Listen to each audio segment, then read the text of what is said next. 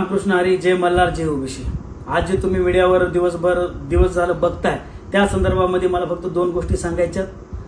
मराठवाडा युवक प्रतिष्ठानच्या वतीनं पिंपरी चिंचवड या ठिकाणी सप्त्याचं आयोजन केलं होतं आणि आज शेवटचा दिवस होता.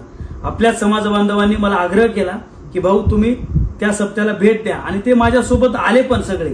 काय तिथं गेल्यानंतर सप्त्याच्या 10-15 मिनिटं आम्ही अगोदर गेल्यामुळं आम्हाला एका ठिकाणी बसवलं म्हणजे सप्त्याला खेटूनच काय तिथं बसवलं आणि तिथं बसल्यानंतर मग जरांगे पाटील आले. ते आल्यानंतर आपल्या जे का समाज बांधवाचा त्यांनी वाढदिवस आहे म्हणल्यानंतर वाढदिवस साजरा केला आणि त्याच्यानंतर मी तिथंच होतो.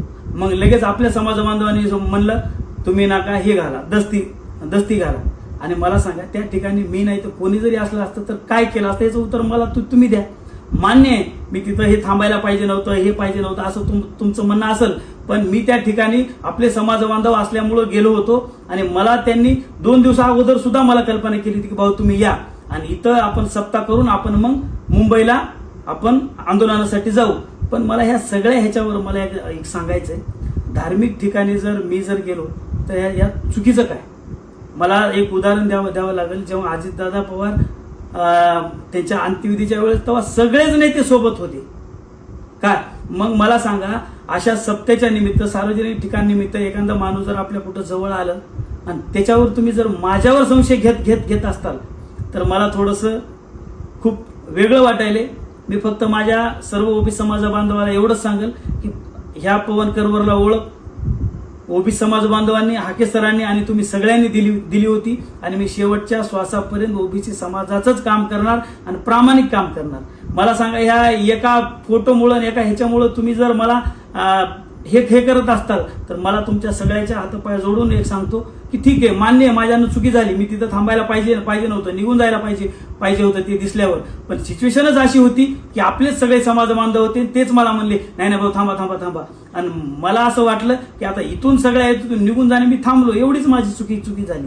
पण मला माझ्या सर्व समाज बांधवांना सांगायचंय मी कायम तुमचा आहे आणि मी ओबीसीसाठी काम करणारा, संघर्ष करणारा माणूस आहे.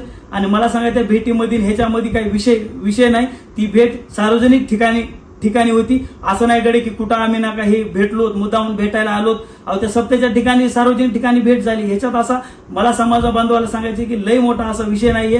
पण कुठंतरी तुम्ही तुमच्या माणसावर जर एका फोटोवरनं एवढं ट्रोल करत असताल तर आजपर्यंत प्रत्येक नेते एकूण एकाला भेटलेत, एकूण एकाशी संपर्क झालेत. पण ह्या माणसाला मी तर खूप लहान माणूस आहे. सभागतीच्या कार्यक्रमात भेट झाली आणि त्याबाबत मी न जाता मी थांबलो.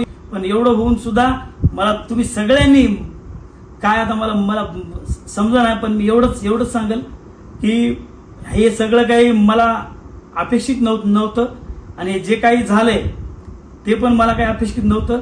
मी फक्त माळकरी माणूस असल्यामुळं फक्त नाका सप्ताह होता आणि कुठेतरी आपले समाज बांधव म्हणत होते आणि मी माळकरी असल्यामुळं मी थोडंसं धार्मिक ह्याच्याकडे गेलो, एवढंच माझं फक्त चुकलंय.